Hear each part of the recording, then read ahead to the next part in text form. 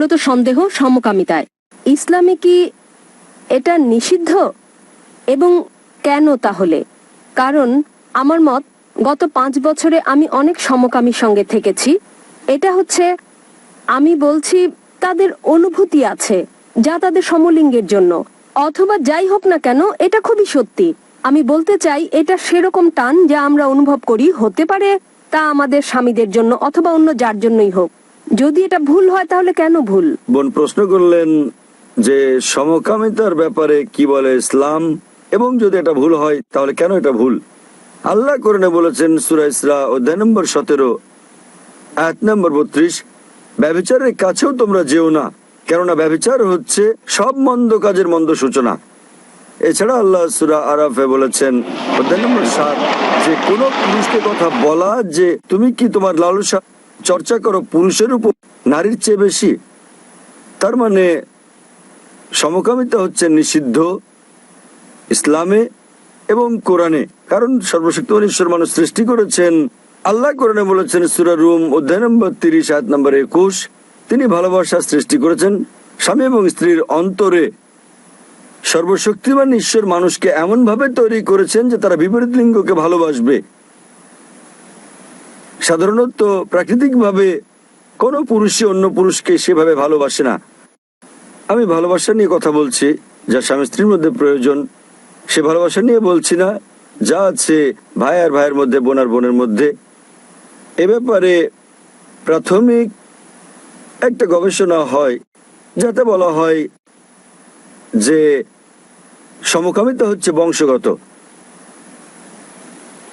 প্রশ্নোত্তরের সময় কেউ কেউ আমাকে জিজ্ঞেস করেন, আপনার মতো যেমন যদি সমকামিতা বংশগত হয় তাহলে মানুষকে কেন দোষ দেওয়া হবে?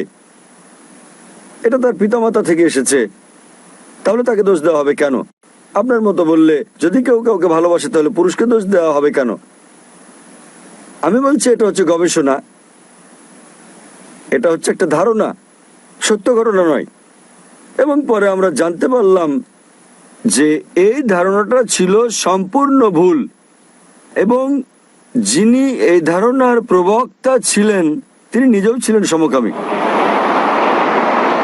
তাহলে সমকামিতা বংশগত নয়, এটা গড়ে ওঠে। বর্তমান বিজ্ঞান আমাদের বলে কিভাবে সমকামীরা গড়ে ওঠে, কারণ সর্বশক্তিমান ঈশ্বর যার অনুমতি দিয়েছেন, মানুষের জন্য যার অনুমতি আছে, আপনি বিয়ে করেন, নিকাহ করেন, আপনি পারেন স্ত্রী সহবাস করতে।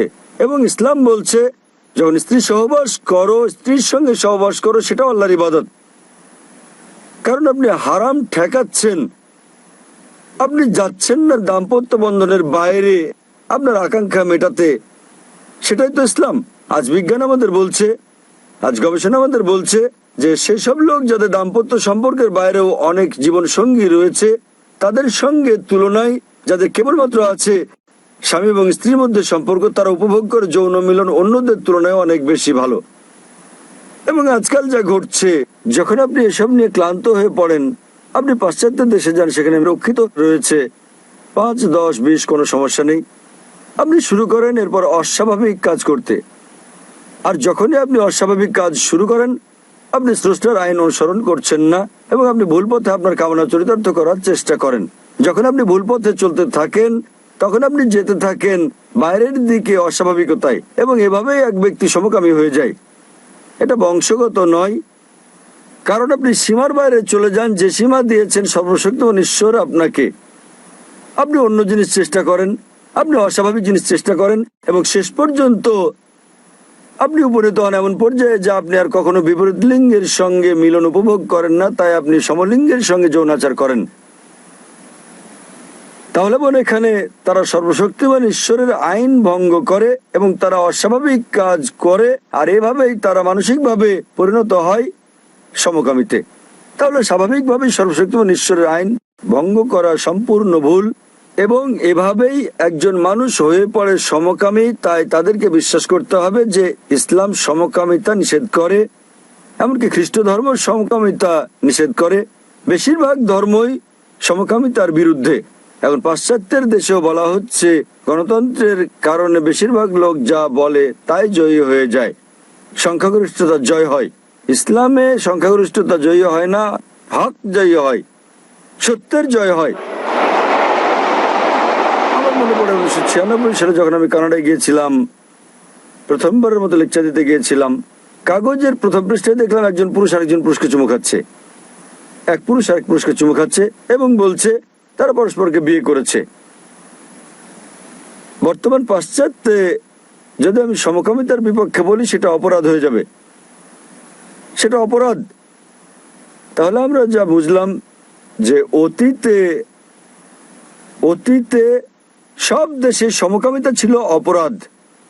পরে পাশ্চাত্যের কিছু দেশে, কানাডার মতো, এর প্রতি আইন অনুমোদন করা হয়। আজকাল বেশিরভাগ পশ্চিমা দেশে সমকামিতা হচ্ছে বৈধ। এমনকি ইন্ডিয়ার মতো একটা দেশ, যে দেশ থেকে আমি এসেছি, তারাও ভাবছে এটাকে বৈধতা দেওয়ার কথা। তাহলে আমরা যা বুঝি, যা সত্য তা সত্যই, সংখ্যাগরিষ্ঠতা জয়ী হয় না, যা ভুল তা ভুল। এবং ইসলামে আর বিশ্বের প্রধান বেশিরভাগ ধর্মেই সমকামিতা হচ্ছে একটা পাপ, একটা অপরাধ। এটা আপনাকে জান্নাতে নিয়ে যাবে না, জাহান্নামে নিয়ে যাবে। আশা করি বোন উত্তরটা পেয়েছেন। যে প্রশ্নটি আমি আপনাকে করতে চাই সেটি প্রায় এরকম হতে পারে ধারণা, কিংবা এরকম যে আমি মানুষের দ্বারা উদ্বুদ্ধ হয়েছি। আমার প্রথম প্রশ্নের মতো এটা হচ্ছে শুকর সম্পর্কে। মূলত আমি জানতে চাই হারাম কথাটির মানে আসলে কি। মানে ইসলামের মতো ধর্মে এটা কারো বিরুদ্ধে অভিযোগ নয়, কোনো ভুলের জন্য আমি বলছি না এটা বড় কোনো ভুল। কেন শুকর হারাম? কারণ আমি একটি খ্রিস্টান সম্মেলনে যোগদান করেছিলাম এবং সেখানে বলা হয়েছে, সেখানে একজন ধর্মযাজক যিনি বলেছিলেন ইসলামে শুকর হারাম কেন, তিনি একটি দৃষ্টান্ত দেন। বলেন একই আবর্জনা, যেমন এটি সার হিসেবে ব্যবহৃত গাছের জন্য, গাছপালা, ধরুন এটি একটি আম গাছ, আম ধরলো, শেকড় একই পুষ্টি শোষণ করলো, একই আবর্জনায় নতুন আম হলো এবং আমরা তা খেলাম। তাহলে শুকর ও আম খাওয়ার মধ্যে এখানে তফাৎ কোথায়? বোন একটা প্রশ্ন করলেন যে হারাম কথাটির মানে কি এবং শুকর কেন হারাম ইসলামে। আর তিনি যাজকের দৃষ্টান্ত দিয়েছেন, একজন খ্রিস্টান যাজক, যিনি বলেছেন যে সার যা হচ্ছে ময়লা আবর্জনা গাছ শোষণ করে, গাছ বড় হয়, আম ধরে এবং আমরা সে আম খাই। বলার চেষ্টা করা হয়েছে যে যদি আমরা বর্জ্য খাই শুকরের, এটা কারোর জন্য ভালো হতে পারে, আবার কারোর জন্য ভালো নাও হতে পারে। এখানে যেটা বোঝাতে চাওয়া হয়েছে, তাই ইসলামে এটা হারাম কিন্তু খ্রিস্ট ধর্মে হালাল। বোন, প্রথমে আপনাকে আমি হারাম কথাটির মানে বলবো। মানে নিষিদ্ধ, মানে বারণ আছে। ইসলামে হারাম মানে হচ্ছে নিষিদ্ধ, তার মানে বারণ আছে। আমি প্রথমে আপনার যাজকের প্রশ্নের জবাব দেবো, পরে আমি আসল কারণটা বলবো কেন শুকর হারাম। যাজক দৃষ্টান্ত দিয়েছেন যে সার, ধরুন ময়লা আবর্জনা গাছের জন্য ভালো এবং গাছ বড় হয়, তারপর যখন আম ধরে এবং আমরা সেই আম খাই। বলার চেষ্টা করা হয়েছে যে হতে পারে এটা হারাম মুসলিমদের জন্য, তবে খ্রিস্টানদের জন্য ভালো। যদি আপনি তুলনা করেন সার যা মানুষের জন্য আবর্জনা, তা গাছের জন্য ভালো হতে পারে, কারণ গাছপালা ও মানুষ দুটো ভিন্ন জীব, তারা এক নয়, তারা ভিন্ন। কিন্তু ইসলাম ও খ্রিস্ট ধর্মে মানব জাতি একই। আপনারা ভিন্ন ধর্ম পালন করতে পারেন, কিন্তু যা এক মানুষের জন্য ভালো স্বাভাবিকভাবে তা অন্য মানুষের জন্য ভালো, যদি না তার নির্দিষ্ট কোনো সমস্যা থাকে। উদাহরণস্বরূপ, যদি তার ডায়াবেটিস থাকে, চিনি তখন তার জন্য ভালো নাও হতে পারে, কিন্তু স্বাভাবিক অবস্থায় চিনি ভালো, এটা আপনাকে দেয় শক্তি। যদি তার কোনো সমস্যা থাকে তাহলে সেটা তার জন্য উপকারী নাও হতে পারে। কিন্তু সাধারণ মানুষের আওতায় যতদূর আসে, সব মানুষের ক্ষেত্রে ভালো মন্দের ব্যাপারটা একই রকম। সুতরাং আপনি এই দৃষ্টান্ত দিতে পারেন না সার কারোর জন্য ভালো, কারোর জন্য ভালো নয়। আমাদের যা করতে হবে, আমাদেরকে গাইডের কাছে যেতে হবে। গাইড আমাদের কি বলে এবং আমরা বিশ্লেষণ করার চেষ্টা করব গাইড আমাদের কি বলে। খ্রিস্ট ধর্মের গাইড হচ্ছে বাইবেল, ইসলামের গাইড হচ্ছে কোরআন। যখন আমরা কোরআন পড়ি, অন্তত 4টি ভিন্ন জায়গায় যেখানে কোরআন বলছে শুকর খাওয়া নিষিদ্ধ, আল্লাহ কোরআনে বলেছেন সূরা বাকারা অধ্যায় নম্বর 2 আয়াত নম্বর 173, সূরা মাইদা অধ্যায় 5 আয়াত নম্বর 3, সূরা আনাম অধ্যায় 6 আয়াত নম্বর 145 এবং সূরা নাহল অধ্যায় 16 আয়াত নম্বর 115। حرمت عليكم الميتة والدم ولحم الخنزير وما أهل لغير الله به। তোমাদের জন্য নিষিদ্ধ করা হয়েছে মৃত মাংস, রক্ত, শূকরের মাংস এবং আল্লাহর নাম ব্যতীত অন্য কারো নামে উৎসর্গ করা খাদ্য। তাহলে এখানে কোরআনে বলা হচ্ছে 4টির কম জায়গায় নয় যে শূকরের মাংস খাওয়া, পোর্ক নিষিদ্ধ। অনুরূপভাবে আপনি যদি বাইবেল পড়েন, বাইবেলের অন্তত 3টি জায়গায় বলা হয়েছে শূকরের মাংস খাওয়া নিষিদ্ধ। বাইবেলে বলা হয়েছে বুক অফ লেভিটিকাস অধ্যায় নম্বর 11 অনুচ্ছেদ 7 ও 8, তোমরা শূকরের মাংস খাবে না, না এর দেহ স্পর্শ করবে, এটা তোমাদের জন্য হালাল নয়।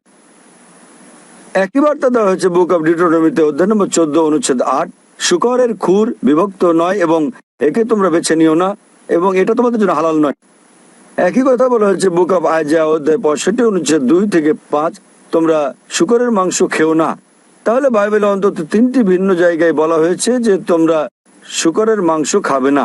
এবং যীশু খ্রিস্ট তারপর শান্তি প্রচারক বলেছেন গসপেল অফ ম্যাথিউ অধ্যায় নম্বর 5 অনুচ্ছেদ 7 থেকে 20, ভেবো না যে আমি নিয়ম ভাঙতে বা নবীদের ধ্বংস করতে এসেছি, আমি ধ্বংস করতে আসিনি বরং পূর্ণ করতে এসেছি। কেউ যদি একটি হিতোপদেশ ভঙ্গ করে তাকে স্বর্গরাজ্যে ডাকা হবে না। তার মানে যদি আপনি ওল্ড টেস্টামেন্টের একটি নিয়ম বিন্দু পরিমাণও ভঙ্গ করেন, আপনি জান্নাতে প্রবেশ করবেন না। তাই একজন খ্রিস্টান হিসেবে যদি আপনি বাইবেল বিশ্বাস করেন, তাহলে শূকরের মাংস খাওয়া আপনার জন্য নিষিদ্ধ, আপনার জন্য বারণ, আপনার জন্য হারাম। যদি আপনি মুসলিম হন, যদি আপনি কোরআন বিশ্বাস করেন, এটা নিষিদ্ধ। যদি আপনি বাইবেল কিংবা কোরআন বিশ্বাস না করেন, আসুন বিশ্লেষণ করে দেখি আজকালকার কারণ, যুক্তি ও বিজ্ঞান শূকরের মাংস সম্পর্কে কি বলে।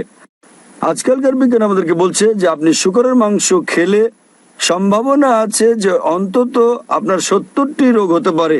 আপনার গুণাকৃমি হতে পারে, আপনার কেঁচোকৃমি হতে পারে, যেটা সবচেয়ে বিপজ্জনক অন্যান্য সব রোগের মধ্যে সেটা হচ্ছে ফিতাকৃমি। একে বলে টিনিয়া সোলিয়াম এবং এটি থাকে পরিপাক তন্ত্রে, আর এটি খুবই লম্বা। যদি আপনি খুব ভালো করে সিদ্ধ করেন ডিম, টিনিয়া সোলিয়ামের ওভা কখনো মরে না এবং পরিপাক নালী থেকে এটা রক্তের মধ্য দিয়ে শরীরের প্রায় সব অঙ্গেই যেতে পারে। এটি চোখে ঢুকে অন্ধ করে দিতে পারে চোখ, হৃৎপিণ্ডে ঢুকে হার্ট অ্যাটাক ঘটাতে পারে, এটি মস্তিষ্কে ঢুকে মস্তিষ্ক অকেজ করে দিতে পারে। এবং যখন আপনি বুঝতে পারবেন যে আপনি এই রোগে আক্রান্ত, ততক্ষণে দেখবেন আপনার অপূরণীয় ক্ষতি হয়ে গেছে। অধিকন্তু বর্তমান বিজ্ঞান আমাদের বলছে যখন আপনি শূকরের মাংস খান, দেখবেন তাতে চর্বির উপাদান বেশি রয়েছে, বরং কম রয়েছে মাংসপেশি গড়ার উপাদান। সেই কারণেই শূকরের মাংস যারা নিয়মিত খায় তাদের বেশিরভাগেরই ভুঁড়ি বড়, তারা মোটা সোটা। বর্তমান বিজ্ঞান আমাদের বলছে যে শূকরের মাংস খেলে তাদের বেশি সম্ভাবনা থাকে অ্যাথেরোক্লোসিস হওয়ার। অ্যাথেরোক্লোসিস আজকাল বিজ্ঞান আমাদের বলছে যে যদি আপনি নিয়মিত শূকরের মাংস খান, আপনার উচ্চ রক্তচাপ হতে পারে। সেজন্য বর্তমানে 50%-এর বেশি আমেরিকান তারা উচ্চ রক্তচাপে ভুগছে, কারণ তাদের বেশিরভাগই শূকর খায়। বর্তমান বিজ্ঞান এটা বলছে যে পৃথিবীর বুকে সবচেয়ে নোংরা প্রাণীর অন্যতম হচ্ছে শূকর। যেখানে আপনি ময়লা আবর্জনা দেখবেন সেখানে শূকর দেখতে পাবেন। বর্তমান বিজ্ঞান এও বলছে যে শূকর পৃথিবীর সবচেয়ে নির্লজ্জ প্রাণীগুলোর অন্যতম। শূকর বর্তমানে পৃথিবীর বুকে সবচেয়ে নির্লজ্জ প্রাণীগুলোর অন্যতম প্রাণী।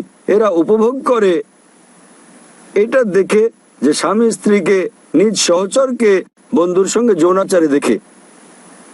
পাশ্চাত্যের দেশগুলোতে আমরা ডান্স পার্টি দেখতে পাই। ডান্স পার্টির পর স্ত্রী বদল করে নেয় তারা।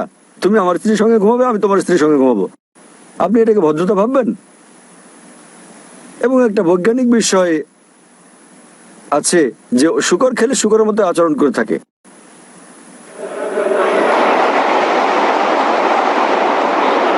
আশা করি উত্তরটা পেয়েছেন বোন। হ্যাঁ, ভেরি গুড। আমার পরের প্রশ্ন হচ্ছে প্রসাদ ও চরণামৃত সম্পর্কে, যা মন্দিরে দেয়া হয়। আমি জানতে চাই এটা কতটা ভিন্ন।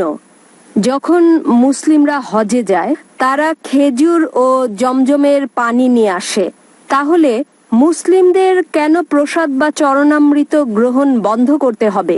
তফাৎ কোথায়? একটা ভালো প্রশ্ন করেছেন। তিনি বললেন যখন হিন্দুরা মন্দিরে যায় তাদের প্রসাদ দেওয়া হয়, যখন মুসলিমরা হজে যায়, হজ থেকে ফিরে মুসলিমরা খেজুর দেয়, তফাৎ কি? তফাৎটা হচ্ছে যে প্রসাদ, খাদ্য যা দেবতাকে উৎসর্গ করা হয়। হিন্দু ধর্মে আপনি দেখবেন হিন্দু ধর্ম আলাদা। হিন্দুরা যা করে তা হচ্ছে তারা মন্দিরে যায় এবং দেবতাকে খাদ্য দেয়। আল্লাহ কোরআনে বলেছেন সূরা আনাম অধ্যায় নম্বর 6 আয়াত নম্বর 14, আল্লাহ সবার জন্য আহার যোগান, কিন্তু তার খাওয়ার প্রয়োজন হয় না। আমরা মানুষে কিভাবে ঈশ্বরকে খাদ্য দেই? এছাড়া কোরআন অন্তত 4টি জায়গায় বলা হয়েছে, যা আমি আগে উল্লেখ করেছি। সূরা বাকারা অধ্যায় 2 আয়াত 173, সূরা মাইদা অধ্যায় 5 আয়াত নম্বর 3, সূরা আনাম অধ্যায় 6 আয়াত 145 এবং সূরা নাহল অধ্যায় 16 আয়াত নম্বর 115। حرمت عليكم الميتة والدم ولحم الخنزير وما أهل لغير الله به। তোমাদের জন্য হারাম খাদ্য হচ্ছে মৃত মাংস, রক্ত, শূকরের মাংস এবং আল্লাহ ছাড়া অন্য কারো নামে উৎসর্গ করা খাদ্য। তাহলে যদি আপনি এমন খাদ্য খান যা আল্লাহ ছাড়া অন্য কারো নামে উৎসর্গ করা হয়েছে, তবে তা হারাম। মুসলিমরা যখন হজ বা উমরা করতে যান, তখন তারা খেজুর নিয়ে আসেন। কেউ বলে না এই খেজুর সর্বশক্তিমান ঈশ্বরকে দেওয়া হয়েছে। খেজুর আপনারা জানেন, কারণ সৌদি আরবের অন্যতম প্রধান ফল হচ্ছে এই খেজুর। তাই যখন আমরা সে দেশে যাই, আমরা ওই ফল নিয়ে আসি কেবলই উপহার হিসেবে। কোনো মুসলিম কোনোদিন বলেনি যে এই খেজুর সর্বশক্তিমান ঈশ্বর বা আল্লাহকে দেওয়া হয়েছে। এবং খেজুর অত্যন্ত পুষ্টিকর, এটা খুবই পুষ্টিকর এবং এটা খুবই স্বাস্থ্যকর। তাহলে এটা কেবল উপহার হিসেবে, যেভাবে আপনারা মিষ্টি খাওয়ান, যখন আপনারা ভারত থেকে বিদেশে যান তখন মিষ্টি খাওয়ান, তাহলে এটা খুবই সুস্বাদু ফল এবং এটি সৌদি আরবের একটি প্রধান ফল। এর কোনো সম্পর্ক নেই। কেউ বলে না যে এই খেজুর সর্বশক্তিমান ঈশ্বরকে দেওয়া হয়েছে। যদি হিন্দুরা সর্বশক্তিমান ঈশ্বরকে খেজুর দেয়, তাহলে সেই খেজুরটা খাওয়া হারাম। যদি হিন্দুদের কেউ সর্বশক্তিমান ঈশ্বরকে এই খেজুর দেয়, তাহলে সেই খেজুরটা খাওয়া আমাদের জন্য হারাম। তাই কেউ যদি আল্লাহ ছাড়া অন্য কারো নাম নেয় কোনো খেজুরে, সে খেজুরও হারাম হয়ে যাবে। এটাই হচ্ছে মুসলিম ও হিন্দুদের মধ্যে পার্থক্য। আমরা বিশ্বাস করি না যে সর্বশক্তিমান ঈশ্বরের খেতে হয়। আমরা মানব জাতি, আমাদের খাওয়ার প্রয়োজন হয়। আশা করি বোন উত্তরটা পেয়েছেন। জি জি, ধন্যবাদ আপনাকে, ধন্যবাদ। পরের প্রশ্নটি হচ্ছে একটি, যেহেতু ডক্টর জাকির উল্লেখ করেছেন সেটি ছিল শেষ প্রশ্ন, তথাপি আপনার আরো প্রশ্ন থাকলে আপনাকে পেছনে যেতে হবে, তারপর আবার এক সময় পরের প্রশ্নটি করবেন। তাহলে আমরা পরের প্রশ্ন নেব ভাইয়ের কাছ থেকে, ডান দিকে। ভাই, এই বোন বলছে যে যদি আপনি এই শেষ প্রশ্নের জবাব দেন, তিনি শাহাদা পাঠ করবেন।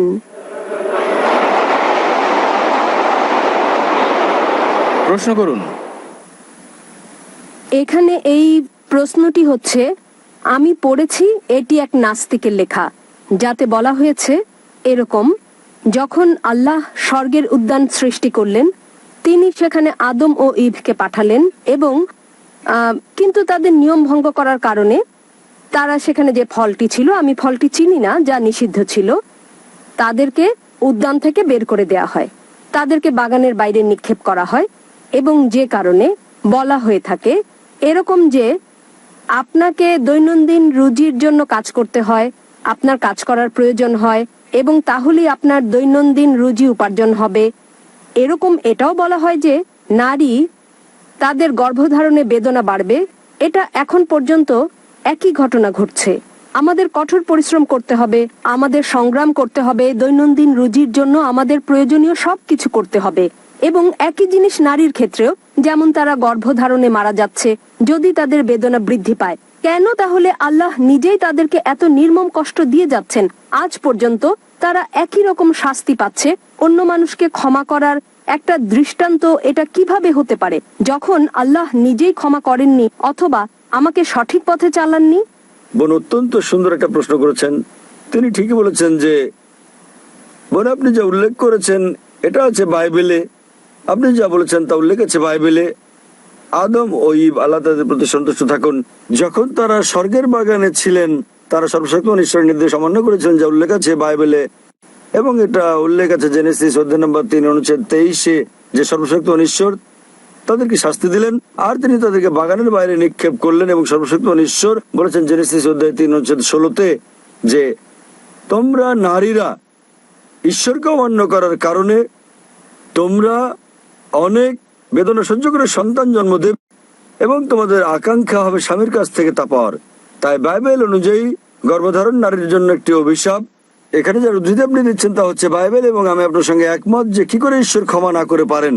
খ্রিস্ট ধর্মে সম্পূর্ণ দোষ বাইবেলে দেওয়া হয়েছে নারীর উপর। ইভ ইভ ইভ আল্লাহ তার উপর সন্তুষ্ট থাকুন। আপনি পড়ে দেখবেন কোরআন এমন একটি জায়গাও নেই কোরআনে যেখানে দোষ কেবল ইভের উপরে দেওয়া হয়েছে। আদম ও ইভ উভয়কে সমানভাবে দোষী করা হয়েছে। আল্লাহ তাদের উপর সন্তুষ্ট থাকুন। যদি আপনি পড়েন কোরআন, এটা উল্লেখ আছে সূরা আরাফে অধ্যায় নম্বর 7 আয়াত নম্বর 19 থেকে 27 যে আদম ও ইভ, আল্লাহ তাদের উপর সন্তুষ্ট থাকুন, তারা উভয়ই তারা ঈশ্বরকে অমান্য করেন, তারা উভয়ই অনুতপ্ত হন এবং উভয়কে ক্ষমা করা হয়েছে, তাদের সমানভাবে দোষারোপ করা হয়েছে। এমন একটা আয়াত নেই কোরআনে যেখানে কেবল ইভের উপর দোষ দেওয়া হয়েছে। আল্লাহ তার উপর সন্তুষ্ট থাকুন। কিন্তু কোরআনে সূরা তাহায় একটি আয়াত রয়েছে অধ্যায় নম্বর 20 আয়াত নম্বর 121 বলা হয়েছে যে আদম আলাইহিসসালাম তিনি ঈশ্বরকে অমান্য করেছেন। তাহলে একটা আয়াত রয়েছে যাতে কেবল আদম আলাইহিসসালামের কথা বলা হয়েছে। তবে মোটের উপর যদি ভালো করে দেখেন কোরআন উভয়কে দোষারোপ করে, আদম এবং ইভ তারা উভয়ই, আল্লাহ তাদের উপর সন্তুষ্ট থাকুন। বাইবেলে দোষ দেওয়া হয়েছে কেবলমাত্র নারীকে, আর সে কারণেই সর্বশক্তিমান ঈশ্বর বলেছেন তোমরা বহন করবে সন্তান বেদনা সহ্য করে এবং তোমাদের আকাঙ্ক্ষা থাকবে সেটা স্বামীর কাছ থেকে। তো বাইবেল অনুযায়ী গর্ভধারণ একটা অভিশাপ, কিন্তু যদি আপনি কোরআন পড়েন গর্ভধারণ অভিশাপ নয়, গর্ভধারণ নারীর মর্যাদা বৃদ্ধি করে। আল্লাহ কোরআনে বলেছেন সূরা নিসা অধ্যায় নম্বর 4 আয়াত নম্বর 1 সেই নারীকে সম্মান করো যে তোমাকে গর্ভধারণ করেছে। এছাড়াও কোরআন বলছে সূরা লুকমান অধ্যায় নম্বর 31 আয়াত নম্বর 14 এবং সূরা আহকাফ অধ্যায় 46 আয়াত নম্বর 15 আমি মানুষকে পিতামাতার প্রতি সদয় হওয়ার নির্দেশ দিয়েছি, কষ্টের পর কষ্ট সহ্য করে মা তোমাকে গর্ভধারণ করেছে এবং বেদনা সহ্য করে জন্ম দিয়েছেন। তাহলে এখানে আমরা বুঝি যে কোরআন বলছে যে আমাদের পিতামাতাকে সম্মান করতে হবে, বিশেষ করে মাকে। এবং আমাদের প্রিয় নবী মুহাম্মদ সাল্লাল্লাহু আলাইহি ওয়াসাল্লাম বলেছেন, এটা উল্লেখ আছে সহিহ বুখারীতে খণ্ড নম্বর 8 আদবের বই অধ্যায় নম্বর 2 হাদিস নম্বর 2 এক লোক আসলো মুহাম্মদ সাল্লাল্লাহু আলাইহি ওয়াসাল্লামের কাছে এবং তাকে জিজ্ঞেস করলো কে সবচেয়ে বেশি ভালোবাসা এবং সাহচর্য পাওয়ার যোগ্য এই পৃথিবীতে। নবী উত্তরে বললেন তোমার মা। লোকটি জিজ্ঞেস করলো তারপর কে? নবী আবার বললেন তোমার মা। লোকটি আবার জিজ্ঞেস করলো তারপর কে? নবী আবারও বললেন তোমার মা। তারপর লোকটি জিজ্ঞেস করলো তারপর কে? তখন চতুর্থবারের নবী বললেন যে তোমার বাবা। তার মানে 75% 3/4 ভালোবাসা ও সাহচর্য প্রাপ্য হচ্ছে তোমার মায়ের, 25% 1/4 বাবার জন্য প্রাপ্য। সংক্ষেপে মা পাচ্ছেন গোল্ড মেডেল, তিনি পাচ্ছেন সিলভার মেডেল এবং ব্রোঞ্জ মেডেলটাও তিনি পাচ্ছেন। বাবাকে কেবল সান্ত্বনা পুরস্কার নিয়ে সন্তুষ্ট থাকতে হচ্ছে। তাহলে এই হচ্ছে ইসলামের শিক্ষা। ইসলামে গর্ভধারণ নারীর মর্যাদা বৃদ্ধি করে। এবং আমি আপনার সঙ্গে একমত, একবার সর্বশক্তিমান ঈশ্বর মানুষকে ক্ষমা করে দিয়ে কি করে তাদের শাস্তির পর শাস্তি দিতে পারেন। তাহলে এই হচ্ছে ইসলাম ও খ্রিস্ট ধর্মের মধ্যে পার্থক্য। বোন, আপনি কি এই উত্তরে সন্তুষ্ট? হ্যাঁ, অবশ্যই। তাহলে আপনি কি এখন ইসলাম গ্রহণ করতে চান? হ্যাঁ। আপনি কি বিশ্বাস করেন ঈশ্বর হচ্ছেন একজন? হ্যাঁ, বিশ্বাস করি। আপনি কি বিশ্বাস করেন যীশু খ্রিস্ট হলেন ঈশ্বর? না। আপনি কি বিশ্বাস করেন নবী মুহাম্মদ সাল্লাল্লাহু আলাইহি সাল্লাম সর্বশেষ ও চূড়ান্ত পয়গম্বর? হ্যাঁ, করি। কেউ কি আপনাকে ইসলাম ধর্ম গ্রহণ করতে বাধ্য করছে? না। আপনি স্বেচ্ছায় গ্রহণ করছেন ইসলাম? হ্যাঁ। নিজের মতে ইসলাম গ্রহণ করছেন আপনি?